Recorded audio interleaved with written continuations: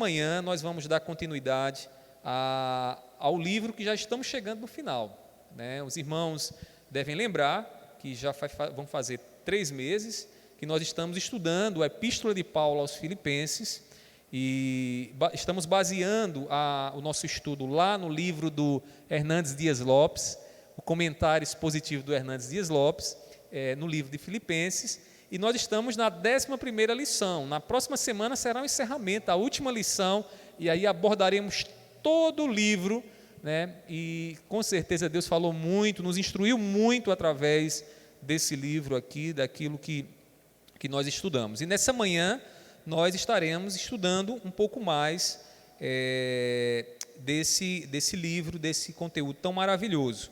Então, abra sua Bíblia comigo, lá em Filipenses, capítulo 4, nós iremos ler do versículo 1 ao 9.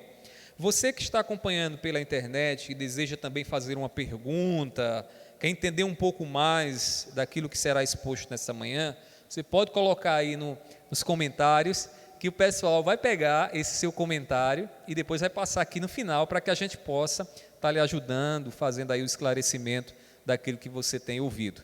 E aí os irmãos que aqui estão presentes também fiquem à vontade para interferir, é só levantar a mão e a gente dá a oportunidade a vocês para que vocês possam fazer as perguntas de vocês. Vamos ficar de pé e vamos ler Filipenses capítulo 4, versículo 1 a 9.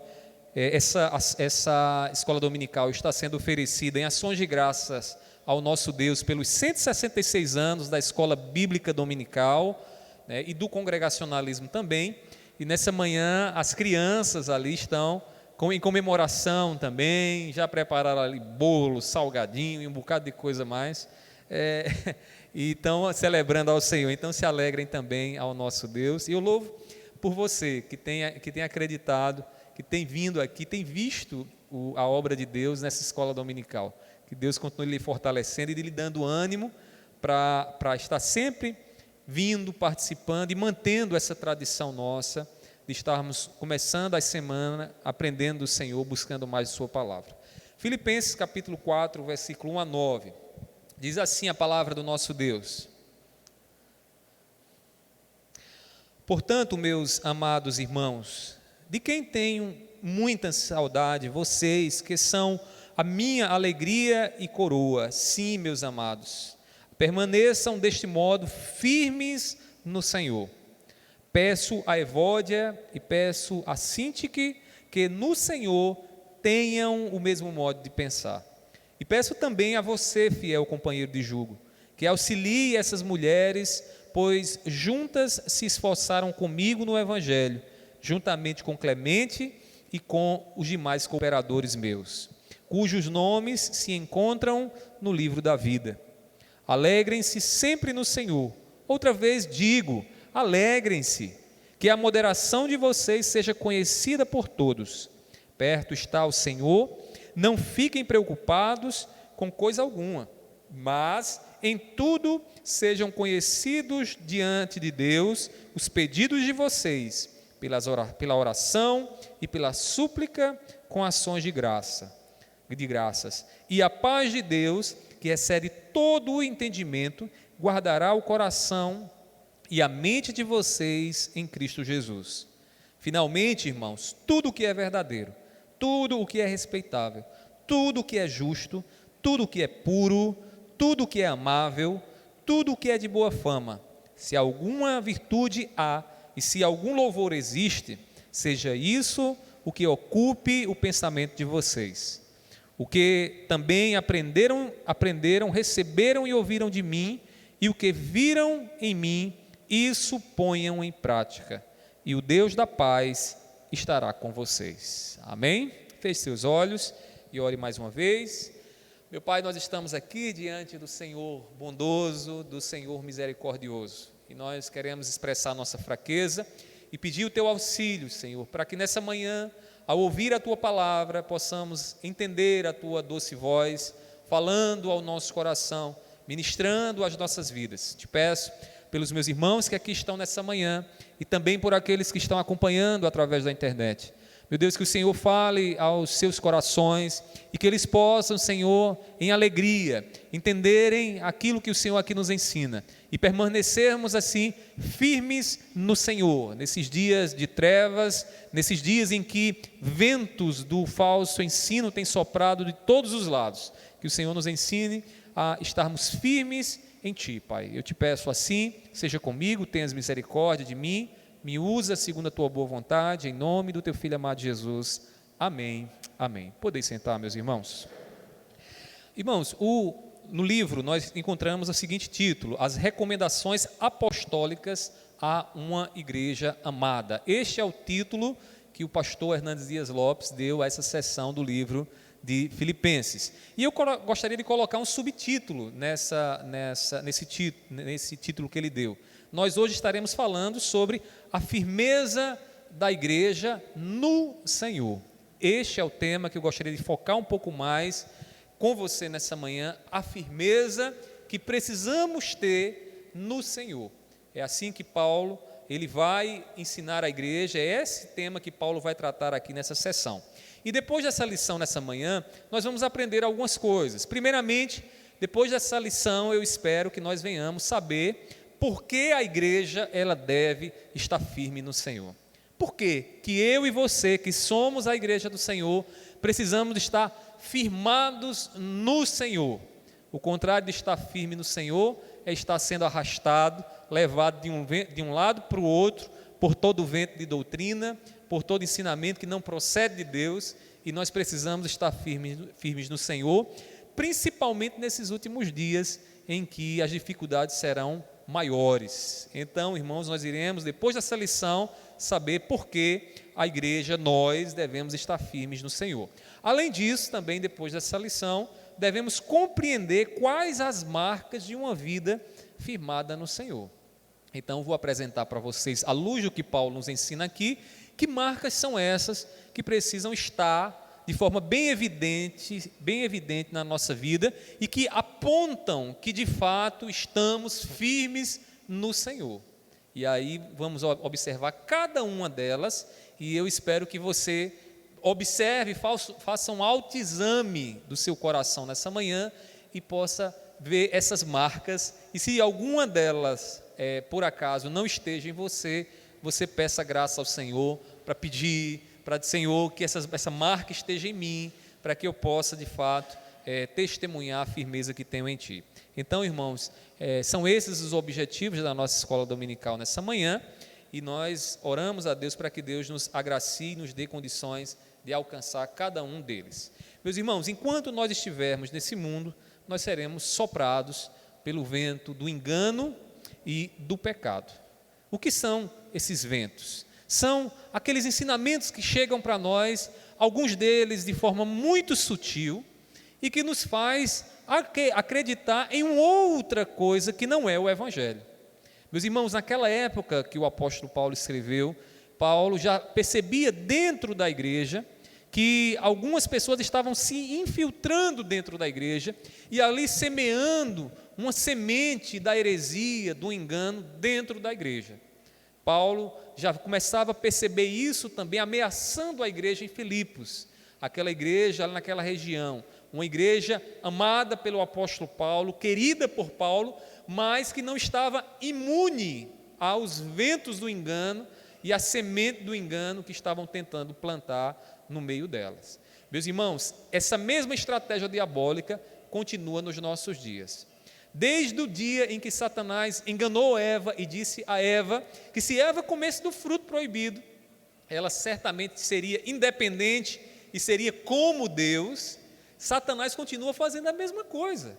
Satanás continua questionando a palavra do Senhor, desvirtuando a palavra do Senhor, para que o povo de Deus, os filhos de Deus, acabem se desviando daquilo que Deus estabeleceu. Essa mesma estratégia continua nos nossos dias. Nós podemos ver ao nosso redor, a partir de fora, né, que o engano, o falso ensino tem sido soprado contra a igreja. E muitos ficam abalados, duvidosos, aqueles mais frágeis? Será que realmente o que estão ensinando é aquilo que Deus quer? Ou será que há uma novidade por aí que nós precisamos aprender? Meus irmãos, como vimos na última aula, que o nosso irmão Pedro aqui, ele expôs para nós, os falsos mestres, eles tentavam corromper a igreja de Filipos com as suas heresias.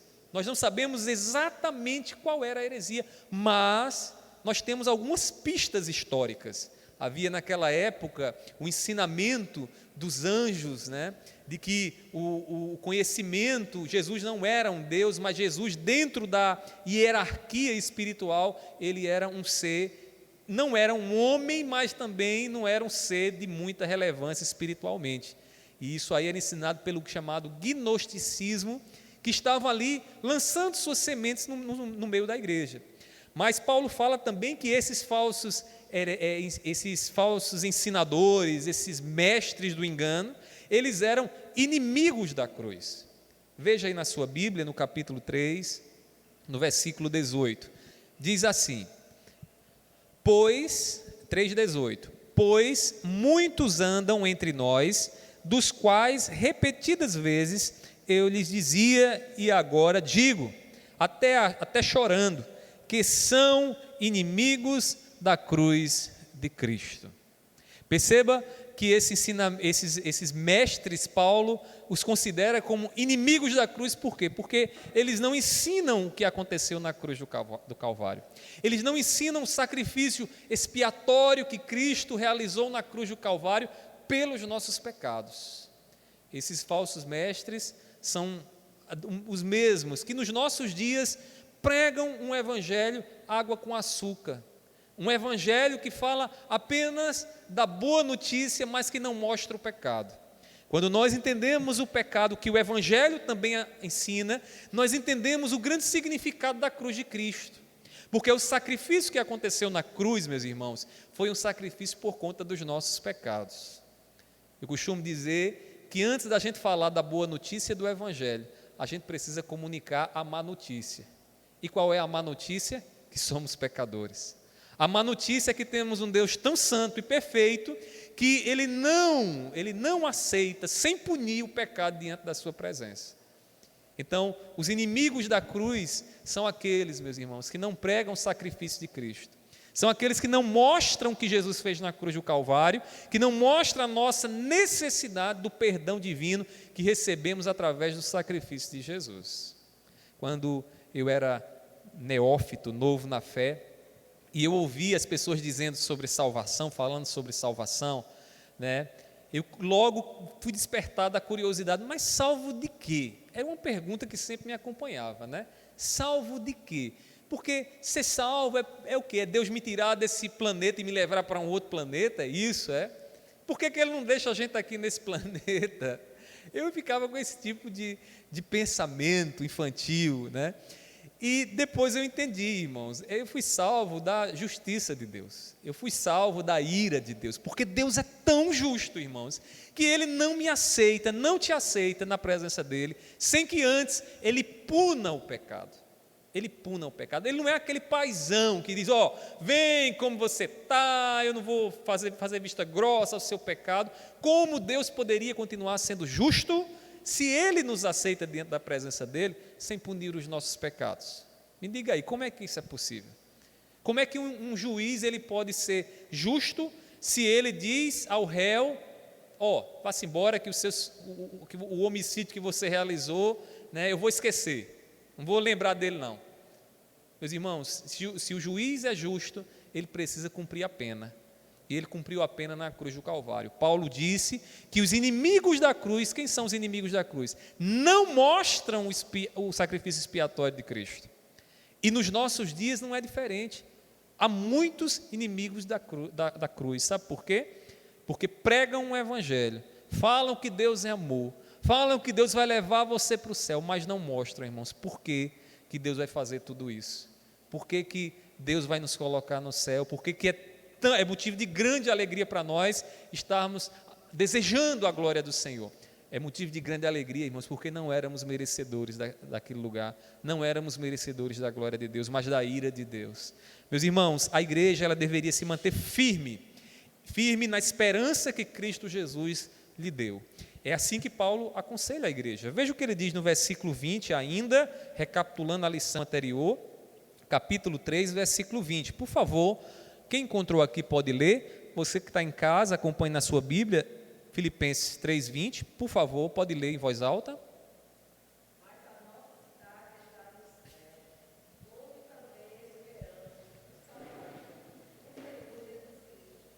Continue até o 21.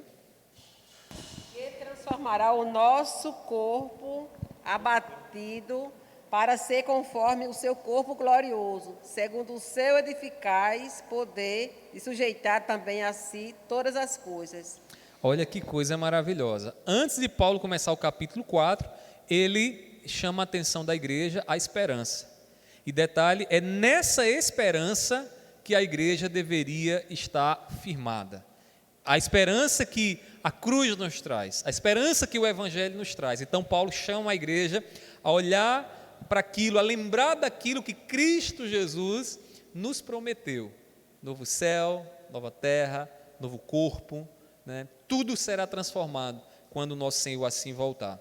Meus queridos irmãos, nós precisamos estar atentos a esses ventos que continuam a soprar em nós, que somos a igreja de Cristo Jesus.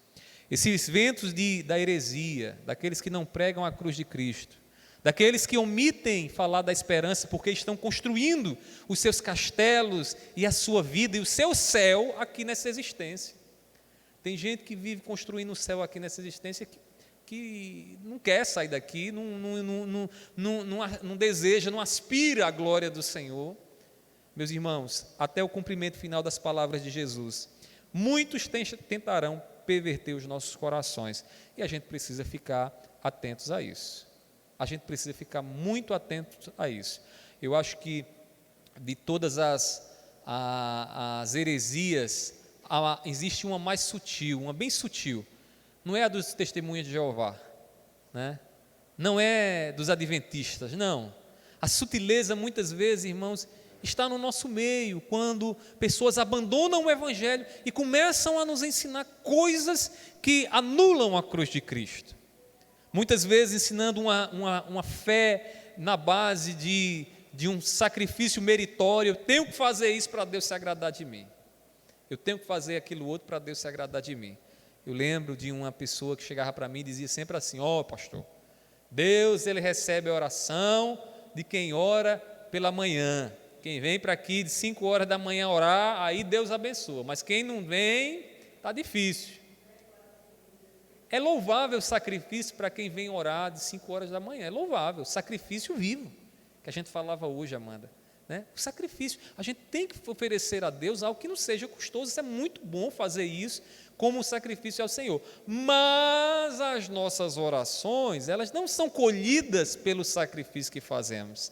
Elas são colhidas porque Cristo Jesus leva a Deus, Cristo Jesus rasgou o véu, nos coloca no Santo dos Santos e Ele apresenta a Deus aquilo que o nosso coração e a nossa vida necessita.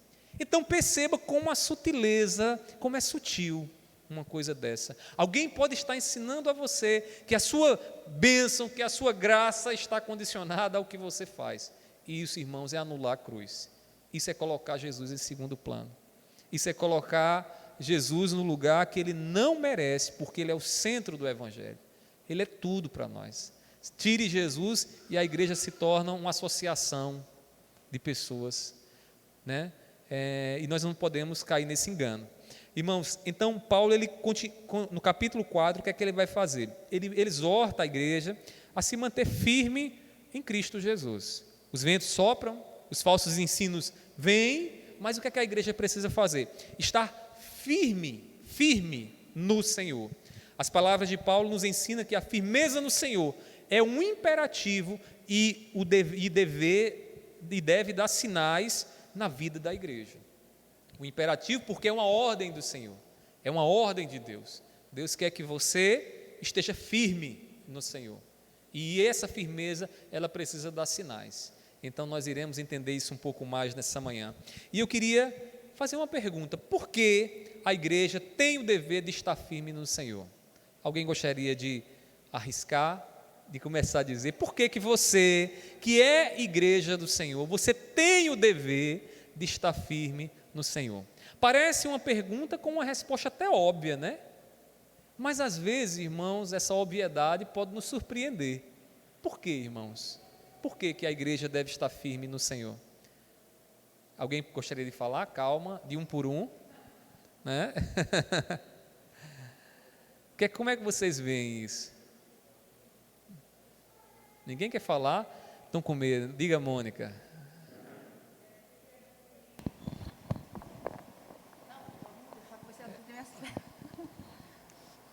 Porque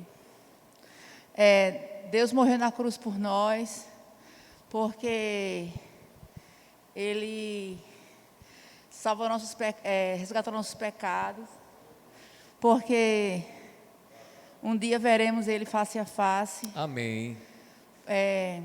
Porque Ele nos tirou do lamaçal do pecado e tem muitos motivos. Certo. Você frisou sempre nas consequências, né? Ele nos tirou disso, porque Ele vai nos dar o céu e outras coisas mais. Mas agora, né? Por que devemos estar firmes no Senhor antes de chegarmos lá no resultado? A gente não chegou no céu ainda, a gente não chegou na glória ainda, mas por que até chegar lá nós precisamos estar firmes nele? Porque Ele merece. Também. Porque Ele merece que Está chegando. Porque... Vamos lá. Quem mais gostaria além de porque Ele merece? Quer falar no microfone não, né? Ninguém quer se arriscar para não falar no microfone. Eu vou dar um exemplo aqui para vocês. Agora você deu um chute certeiro agora.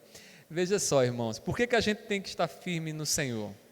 Imagine o seguinte, uma casa, né? Uma casa, ela precisa do fundamento, ela só está de pé se ela estiver bem fundamentada, né? Assim, então, nós estamos firmes, nós estamos bem fundamentados em Cristo.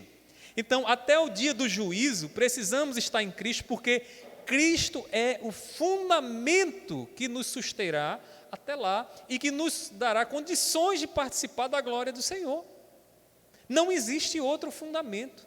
Se nessa vida um outro fundamento for lançado, um outro alicerce for colocado, é construir a casa sobre a areia. E nós precisamos estar firmes no Senhor.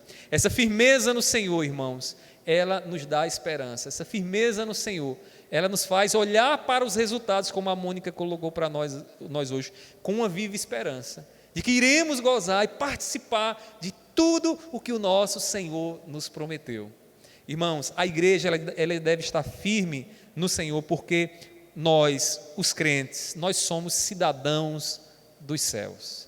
Paulo, ele vai dizer aqui no capítulo 4, versículo 1, algo que é uma continuação do que foi dito anteriormente. Ele diz assim, observe na sua Bíblia, Filipenses 4, 1, ele diz, portanto, observe que é uma consequência do que foi dito anteriormente, portanto, meus amados irmãos, de quem tenho muita saudade, vocês que são minha alegria e coroa, sim, meus amados, permaneçam deste modo. De que modo?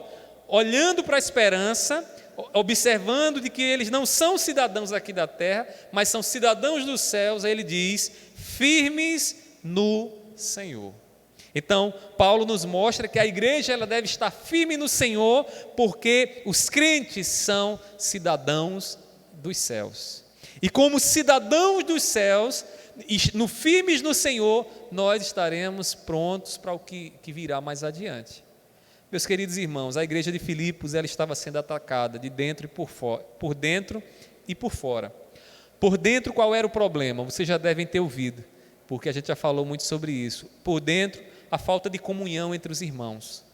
A igreja de Filipos estava sendo atacada porque os irmãos estavam vivendo em discórdia uns com os outros. Nós iremos ver mais adiante a Evódia e a Sintique, a quem Paulo dirige algumas palavras. Essas irmãs estavam vivendo com partidarismo dentro da igreja, rachando a igreja, dividindo a igreja, a ponto de Paulo ter que instruir aqueles irmãos a comunhão, a observarem Cristo e a viverem a humildade de Cristo, para que a contenda e a inimizade não viesse prejudicar ainda mais a igreja.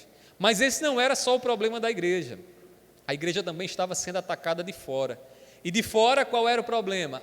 As heresias, os falsos ensinos que Paulo vai dizer aqui no capítulo anterior, que eram os inimigos da cruz quem pregavam, quem ensinavam, que afastavam a igreja da mentalidade e da fé que Cristo Jesus nos dá, de que fomos perdoados na cruz de Cristo e que podemos olhar agora para o céu, aguardando, ansiando, desejando aquilo que o Senhor nos prometeu, a esperança que Ele nos dá.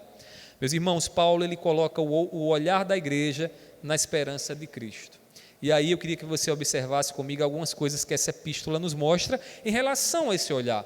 Primeiramente, irmãos, a igreja ela tem uma esperança no porvir. Veja o que Paulo diz no capítulo 1, versículo 6. Quem encontrou, por favor, me ajude, leia esse texto, você que está em casa acompanhe. Filipenses capítulo 1, versículo 6.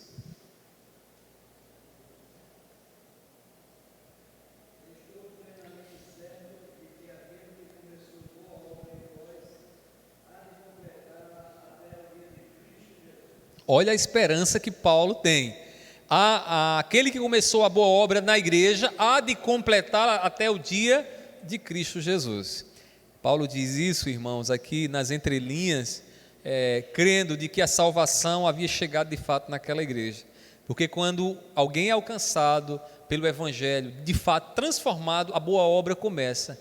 E essa boa obra não termina, ela progride, ela cresce até aquele grande dia que Jesus vai voltar. E quando Ele voltar, receberemos dele o quê? Um corpo glorificado, receberemos um novo nome, novo céu e nova terra.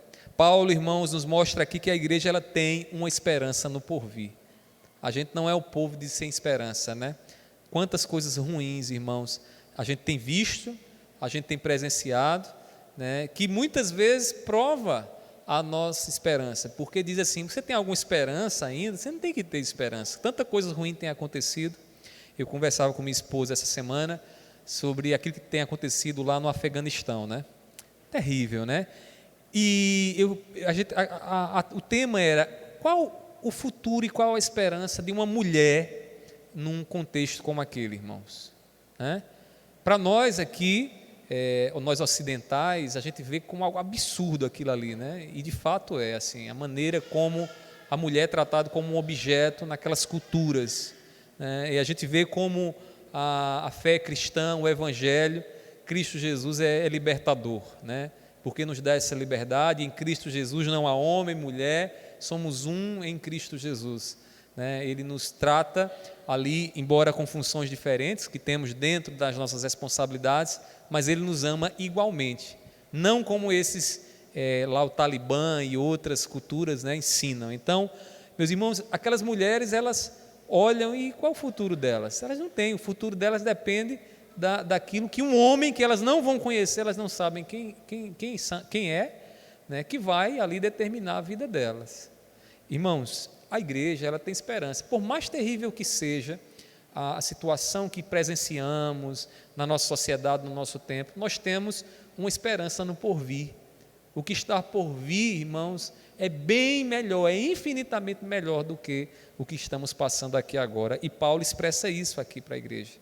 E com essa esperança, focados nessa esperança, a igreja ela precisa se manter firme no Senhor, porque não há como chegar ao cumprimento, à concretização dessa esperança, se não estivermos firmados no Senhor. Além disso, meus irmãos, quem está em Cristo tem uma vocação celestial. Como ele diz aqui no versículo 20, aí, observe, do capítulo 3, versículo 20, ele diz, pois a nossa pátria está nos céus, de onde também aguardamos o Salvador, o Senhor Jesus Cristo. Então, Paulo, ele coloca o olhar da igreja na esperança que Cristo Jesus dá.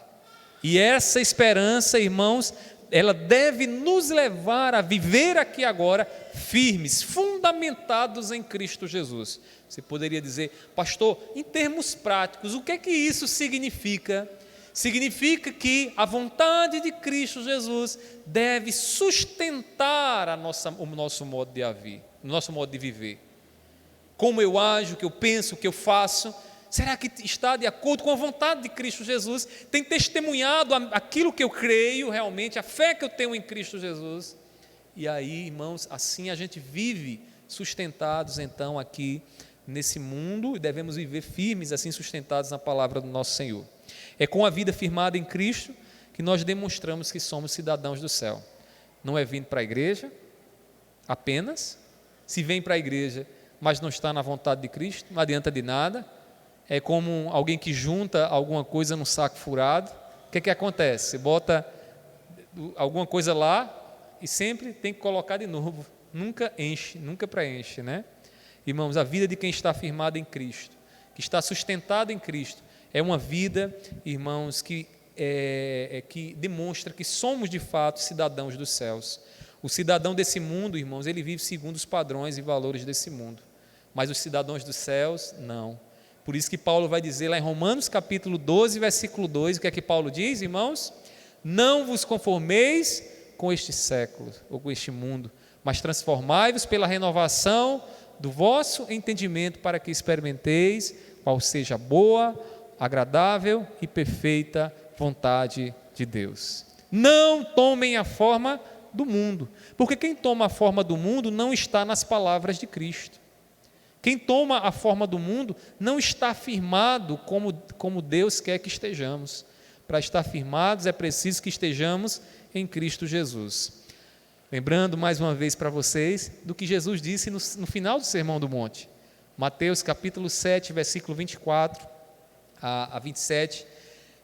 Jesus vai dizer o seguinte, que o homem que ouve as suas palavras e as pratica é semelhante a um homem prudente que edificou a sua casa sobre a rocha. Transbordaram os rios, bateram os ventos, mas a casa não caiu, porque estava bem fundamentada, estava bem alicerçada. Mas uma casa que não está bem alicerçada, ela não suporta os ventos. O vento do falso engano, o vento da heresia. Meus irmãos, nós precisamos estar firmados no Senhor. E aí, irmãos, não devemos tirar os nossos olhos da promessa que Cristo Jesus nos fez. Mesmo que sejamos atacados por dentro ou por fora, nós precisamos manter os nossos olhos fixos naquilo que o Senhor prometeu para nós. Lembre-se o que Jesus disse, Ele vai voltar. Ele já preparou o nosso lugar no céu. É assim que Ele diz lá em João 14, versículo 2 e 3, que Ele foi e preparou o lugar e virá para nos buscar. Ele virá para nos buscar. Às vezes, a gente tem aquela ligeira sensação de que essa história de que um dia a gente vai sair desse mundo, de que entraremos numa nova dimensão, com um novo corpo, um novo nome, um novo céu e nova terra, parece que isso não desperta as aspirações do coração de muita gente. E às vezes isso não acontece, sabe por quê? Porque julgamos que a nossa vida aqui está boa demais, a nossa vida aqui está muito agradável, que a nossa vida aqui, né, não tem como ser melhor do que está. Meus irmãos, nós precisamos ter cuidado, porque os laços desse mundo, da mentalidade mundana, eles são sutis. Eles são sutis. E a gente precisa estar atentos, porque estamos aqui de passagem. A gente dorme confortável, a gente come boa comida, a gente se alegra em muita coisa dessa vida, mas o nosso porto final não é aqui. Nós estamos aqui de passagem. Lembre-se disso, você que está aflito, porque quem está na boa, né, normalmente não pensa nisso, né? E o importante é viver o aqui e agora, comamos e bebamos, né? Mas quem está aflito, irmãos, é diferente. Um dia desse eu conversava com uma irmã, a irmã dizia para mim assim, pastor, eu tenho assistido esses jornais, noticiário local, é tanta violência, né? Esses jornais de meio dia, você liga a TV, só falta escorrer sangue pelos botões do controle remoto ou da TV, né? Só falta escorrer sangue por ali, de tão terrível que é. Faz muito tempo que eu não assisto isso, mas a irmã estava ansiosa. Ela dizia para mim, pastor, estou preocupado, porque é muita violência, eu moro em tal lugar, pode acontecer aquilo outro.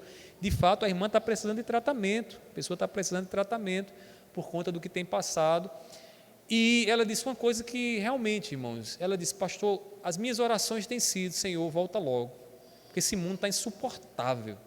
E a gente percebe esse desejo, esse querer da glória de Deus, de estar no lugar, na paz de Deus, na presença do Senhor, sendo muitas vezes movida quando nós paramos um pouco e vemos esse mundo, observamos como esse mundo é terrível. Então lembre-se do seguinte: você que está aflito, você está de passagem aqui.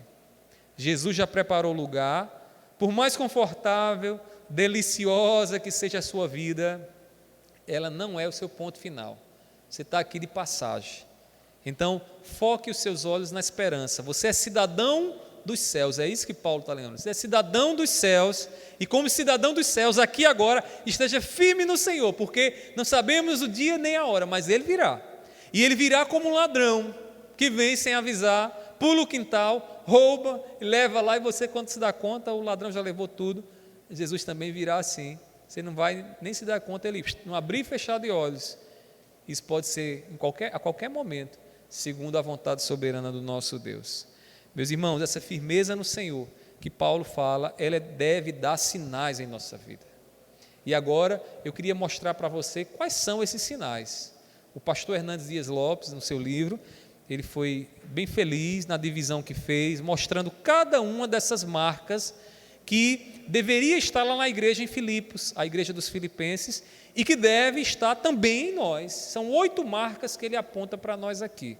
Então, use essas marcas não para pesar a vida alheia, né? Porque quando a gente fala de marcas que servem de critérios, de evidências, a gente tende a pensar: poxa, eu vou lembrar agora da vida de fulano de tal e vou ver se realmente a vida dele se enquadra nisso, né? E às vezes o julgamento é assim: ah, pastor, mas é difícil encontrar pessoas com essas marcas na igreja. O problema não é a pessoa, é você. Nessa manhã, pense em você. Será que realmente essas marcas estão em mim? Antes que você coloque um fardo pesado sobre você, deixa eu lhe dizer uma coisa. Todas essas marcas que Paulo vai falar aqui para nós, elas estão em Cristo Jesus.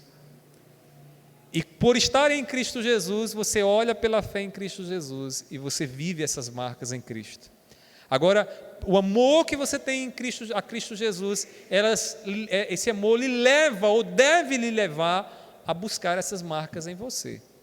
Então, não entenda errado, não estou dizendo aqui que ou você tem ou você não vai para o céu, né? Não estou dizendo isso, eu estou dizendo que se você pôr a sua fé em Jesus, você vai ter essas marcas. E por amor a Jesus você vai buscar elas, porque você quer se parecer cada dia mais com Jesus. Porque você vai entrar no céu, você vai participar da glória do Senhor, não é por uma marca que você tem ou não tem, mas pela fé que você tem em Cristo Jesus. Em Cristo Jesus você é perfeito, amém? Você é perfeita. Mas em Cristo Jesus, sem Cristo Jesus, você coloca um fardo pesado sobre você. Porque você vai dizer: eita, isso aqui eu não tenho, pastor. 3 eu tenho, mas 5 eu não tenho. E aí começa nessa tortura espiritual. Então não faça isso nessa manhã não, não entenda mal não, viu? Amém? Eu costumo dizer o seguinte, que os nossos antepassados diziam, né? Que nós não somos salvos pelas obras, mas as obras justificam a nossa salvação. Entendam bem, as obras não nos salvam, não é porque eu vou fazer alguma coisa para Deus me aceitar e eu vou ser salvo, mas se eu sou salvo, as minhas obras vão dar sinais de que eu experimentei essa salvação. Então é isso que eu quero mostrar a você nessa manhã. Então o pastor Hernandes Dias Lopes, ele coloca aqui para nós 8 marcas, nas divisões que ele faz lá no comentário, depois vocês vão ver com mais profundidade em casa, você que está com o livro aí, depois você acompanhe. E a primeira marca que ele mostra é a harmonia nos relacionamentos. Uma igreja firmada no Senhor, em Cristo Jesus, é uma igreja que deve evidenciar a sua fé na harmonia nos relacionamentos. Em termos práticos, não deve haver contenda entre nós. Não deve haver contenda entre nós. Um corpo dividido é um corpo que está fraquejando, é um corpo doente, um membro decepado do corpo por inimizade é um corpo doente, e o corpo de Cristo não pode estar adoecido. Veja o que ele vai dizer no capítulo 4, versículo 2 e 3. Diz assim, por favor, alguém leia, Filipenses capítulo 4, versículo 2 e 3. Por favor, quem encontrou pode ler.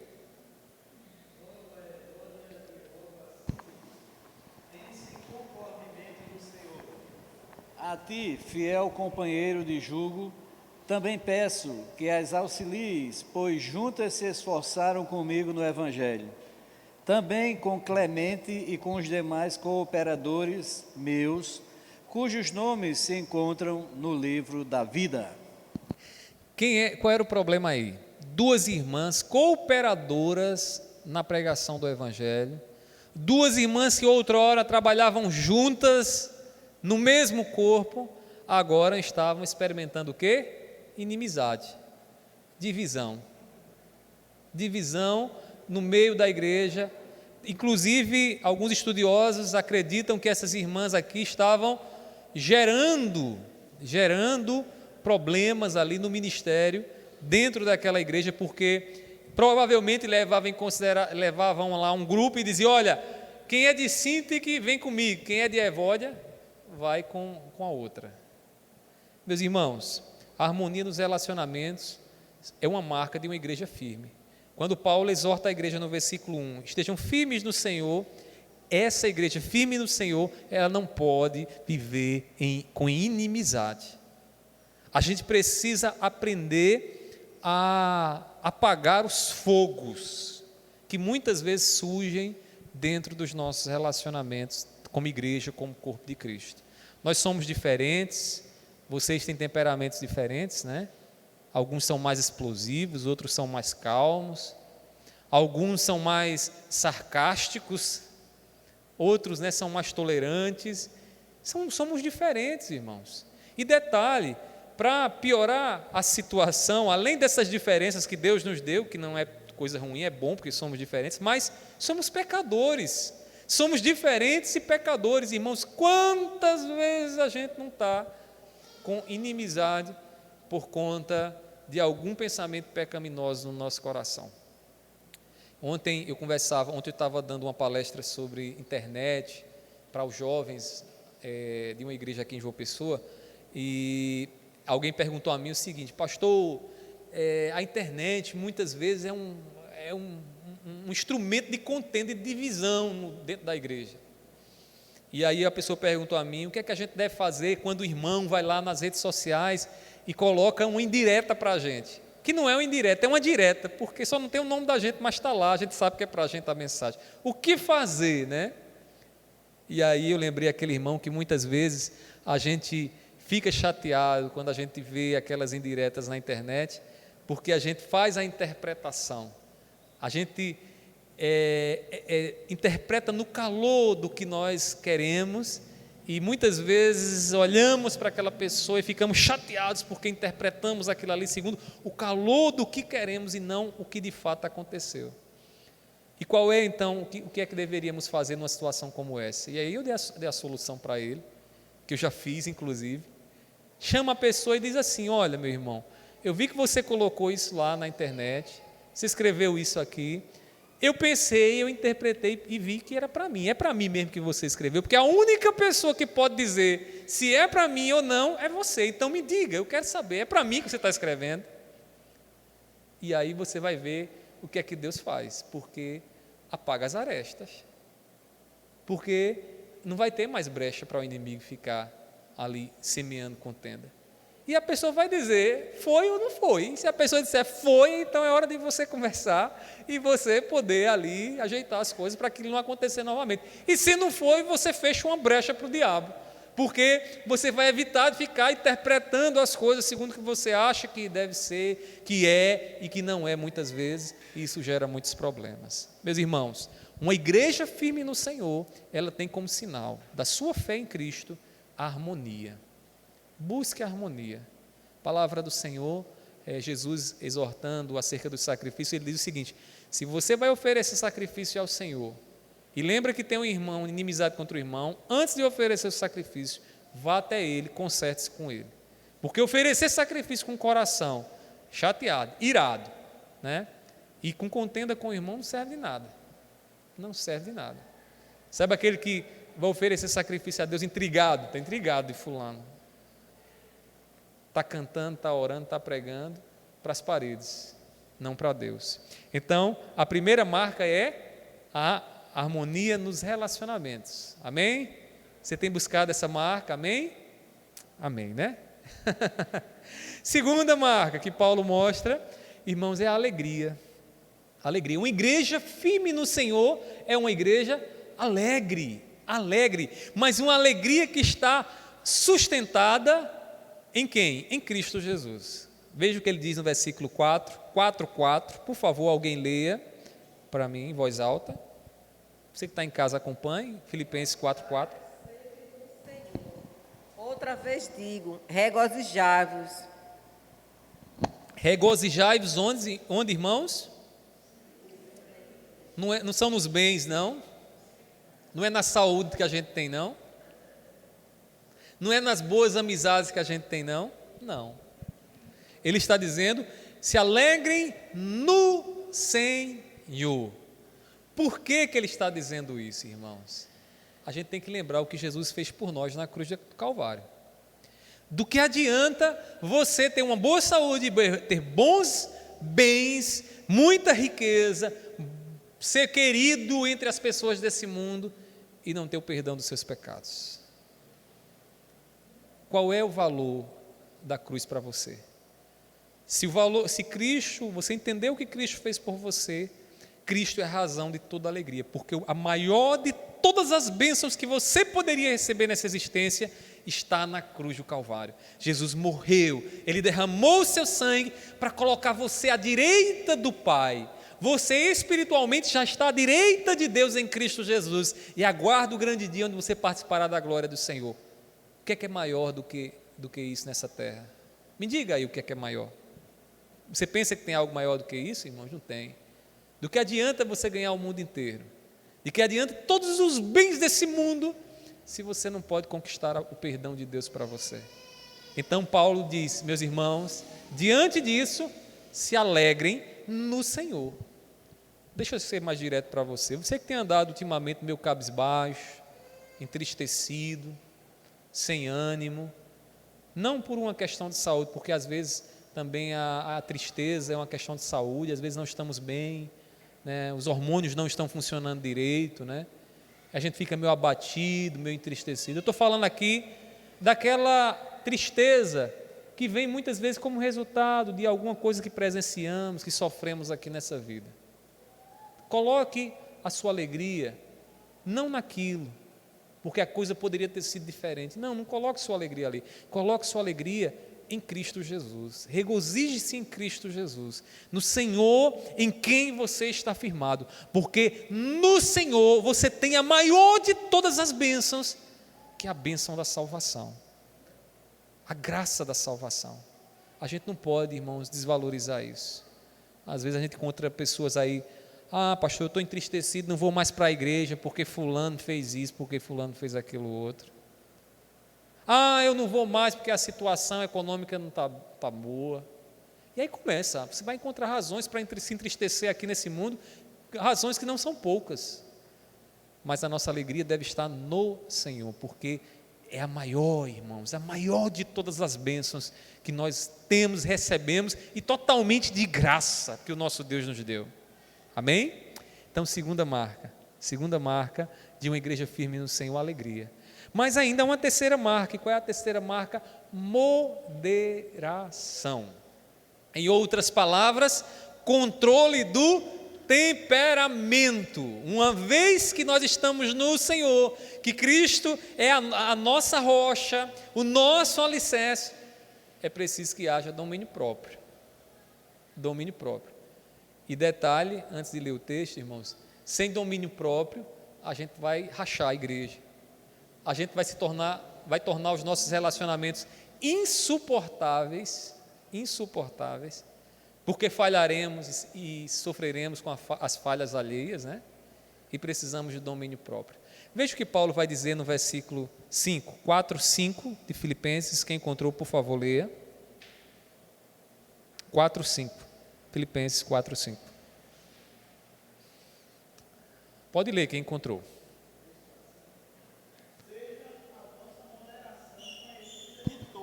Homens, perto está o Senhor. seja, né, seja a vossa moderação, né? Ele diz que na minha tradução diz que a moderação de vocês seja conhecida de todos, ou por todos, né? O que é essa moderação aqui, irmãos? Controle do temperamento. É o mesmo que domínio próprio. É o mesmo que o Espírito Santo nos dominar para que a vontade de Deus seja feita em nossas vidas. Irmãos, o cidadão dos céus, aquele que vai morar com Deus eternamente, que nessa existência está firmado no Senhor, foi selado por Deus, né, com o Espírito Santo, que vai morar no céu, ele tem que ter moderação. O nosso problema é que quando a gente é ferido, machucado e ficamos irados, a gente entrega o controle da nossa vida à ira. E todas as vezes que a ira controla a nossa vida, as coisas não vão bem, as coisas não terminam bem. A gente diz o que não deveríamos dizer se tivéssemos com a nossa razão no devido lugar. A gente age, né, de forma desproporcional, porque a ira nos leva a agir nessa desproporcionalidade.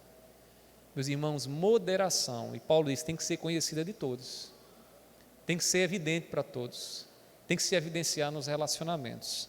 Em quarto lugar, a quarta marca, né, que Paulo ainda nos mostra aqui, a libertação das ansiedades.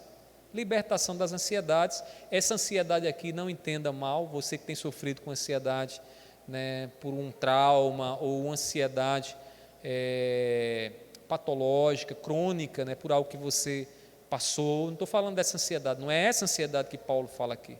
A ansiedade que Paulo fala aqui é aquela preocupação imaginária, que você botou na cabeça que vai acontecer aquilo ali, e você tem se tornado um prisioneiro da sua imaginação, que tem torturado você, que tem assombrado você, tem tirado o seu sono, que tem feito você acreditar em algo que nunca vai acontecer, mas você botou na cabeça que vai acontecer.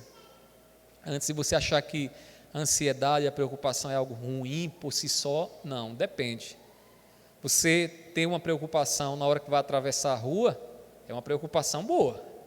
Porque já imaginou você vai atravessar a rua sem olhar nem para a direita nem para a esquerda, despreocupado, pode vir um carro e lhe pegar. Então, é uma preocupação natural.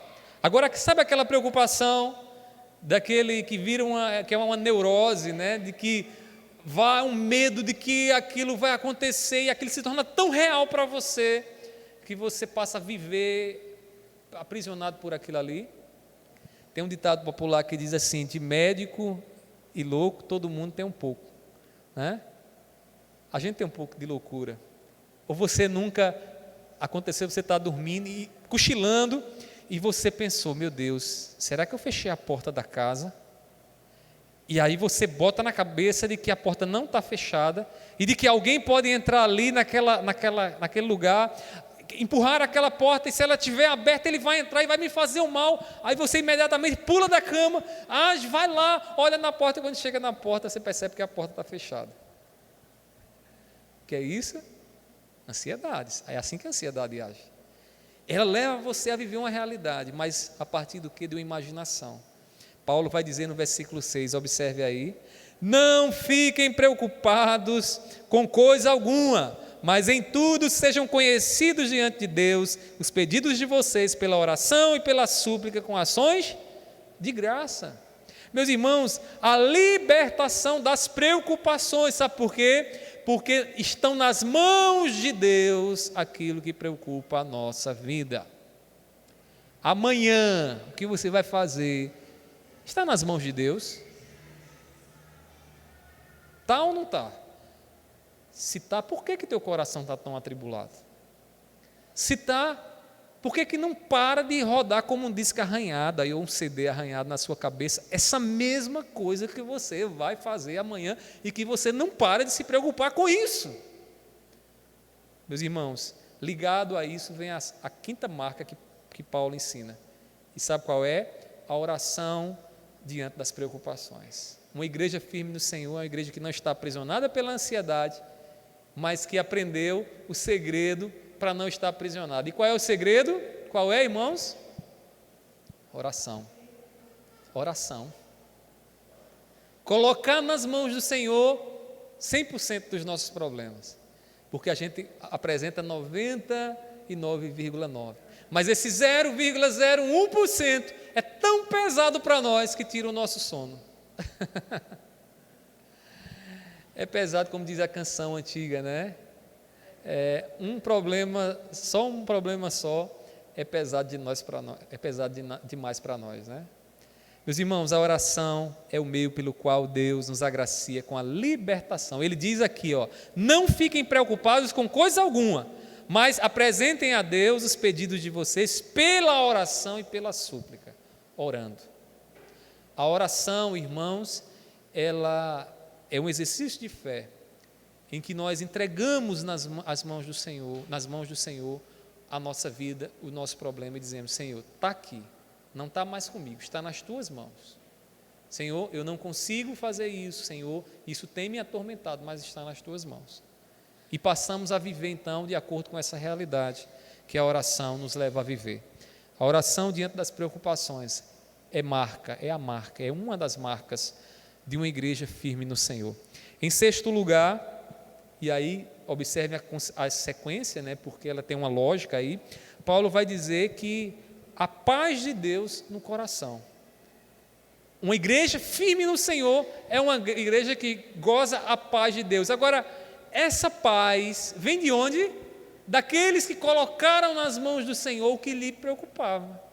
Ele diz no versículo 7, e a paz de Deus, observe o e a paz de Deus, que excede todo o entendimento, guardará o coração e a mente de vocês, onde? Em Cristo Jesus.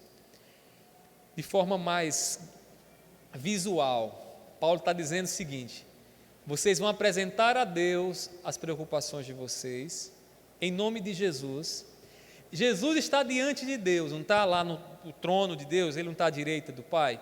Então, Jesus está lá. Se você colocou em Jesus as tuas preocupações, saiba de uma coisa: as tuas preocupações estão diante de Deus. Então, o que é que você tem que fazer aqui? O que é que você deve viver aqui, experimentar aqui? A paz de Deus. E é uma paz que diz: Deus irá fazer o que Ele quer. Ele vai responder conforme Ele quer, na hora que Ele quer e como Ele quer. Meus queridos irmãos, a paz de Deus no coração é uma marca de uma igreja firme. Em sétimo lugar, em penúltimo lugar, bons pensamentos.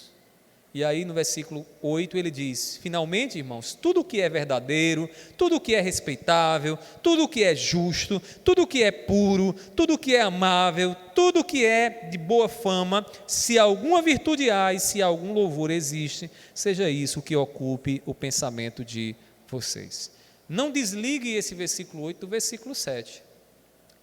A paz que Deus nos dá é uma paz, irmãos, que preenche os nossos pensamentos de tudo aquilo que é divino, de tudo aquilo que é bom, de tudo aquilo que é agradável. Deus tira o medo e coloca em nós bons pensamentos, coloca em nós aquilo que é agradável, aquilo que louva a Deus, aquilo que é um louvor ao Senhor. E por fim, o que mais? E aí ele termina como Jesus termina seu ensinamento. A última marca, que é a oitava marca, é uma espiritualidade prática. Paulo termina dizendo assim no versículo 8: o que também aprenderam, receberam e ouviram de mim, e o que viram em mim, isso ponham em prática, e o Deus da paz estará com vocês. Paulo termina como Jesus lá em Mateus 7, 24. O que vocês ouviram, não fique só no ouvido de vocês, coloquem em prática. Uma igreja que está firmada no Senhor é uma igreja que tem uma espiritualidade evidenciada naquilo que faz. Naquilo que faz. Você é realmente aquilo que suas ações mostram que você faz. As suas palavras podem dizer muita coisa, pode dizer que você é crente dessa igreja, que você tem tantos anos de evangelho, que você sabe da teologia, da Bíblia, mas as suas ações é que vão de fato dizer se você realmente conheceu a Deus ou não. Todas essas marcas, irmãos, nós alcançamos pela fé em Cristo Jesus. E pela fé em Cristo Jesus nós podemos nos apropriar delas. Amém? Então, nessa manhã, peça a Deus, se aproprie daquilo que Jesus lhe dá. Uma vez que você sabe que tudo isso está em Cristo Jesus, busque então vivenciar, executar, fazer aquilo que Jesus ensina. Nós devemos estar firmes em Cristo, meus irmãos. Até o último dia, a nossa firmeza será provada, testada, os ventos baterão, provarão o alicerce da nossa vida, e o alicerce da nossa vida está em Cristo Jesus, que nos dá toda uma esperança, que nos faz olhar para diante, desejando, almejando o que o Senhor tem para nós. Assim também, meus irmãos, assim como uma construção, assim também são as dificuldades dessa vida, que provam se o nosso alicerce está de fato em Cristo ou não. Dediquemo-nos, meus irmãos, a buscar as marcas dessa firmeza. Sai daqui nessa manhã determinado a isso, a receber, a buscar mais em Cristo Jesus cada uma dessas marcas que evidenciam que você de fato está em Cristo. Pela fé e a obediência nele, as nossas vidas evidenciarão que nós estamos na rocha inabalável e nós não temos o que temer. Que Deus, nessa manhã, aplique sua palavra em nossos corações, que Ele nos faça cada vez mais firmes, inabaláveis no Senhor. Amém? Vamos orar? Eu não sei se o pessoal aqui, se vocês têm alguma dúvida, ou o pessoal da internet, se tiver, podem fazer aí para que a gente possa ajudar vocês. Enquanto isso, nosso irmão o Wilson estará fazendo o recolhimento das ofertas. Você que está em casa e quer também ofertar ao Senhor, quer fazer o seu sacrifício ao Senhor, é só mirar o seu celular no QR Code aí da tela, no canto, acho que é esquerdo, né? Esquerdo. Para quem está no canto direito, para você, mas para mim aqui é esquerdo. Então você coloca lá seu celular e aproveite para poder também ofertar ao Senhor. Meus irmãos, louvamos a Deus por essa escola dominical, uma escola dominical especial nessa manhã, em que celebramos a Deus com ações de graça os 166 anos da Escola Bíblica Dominical, e louvado seja o Senhor por isso. Logo mais à noite estaremos dando culto em ações de graça ao nosso Deus, e eu conto com a presença de todos os irmãos que vieram nessa manhã, e você também que está em casa aí, né? Espante aí a preguiça, se discipline para que você esteja aqui, tanto na escola dominical, como também no culto logo mais à noite, no culto solene ao nosso Deus, em nome de Jesus. Vamos ficar de pé, vamos orar. Eu queria convidar o presbítero Jéssica a fazer essa oração. As irmãs, lembrando que próximo domingo, as irmãs, às 8 horas da manhã, nós estaremos aqui em consagração ao Senhor. Venham para que nós venhamos buscar mais do nosso Deus, ouvirmos a palavra do Senhor. Deus tem uma palavra para os nossos corações, tá bom? Presbítero Jéssica. Nós saudamos a amada igreja com a paz do Senhor Jesus. É bom estarmos nesta manhã ouvindo e aprendendo da palavra de Deus. Amém? Vamos orar então. Pai Celestial, louvamos e engrandecemos o Teu nome, porque Tu és bom e a Tua misericórdia dura para sempre. Pai Celestial, Te agradecemos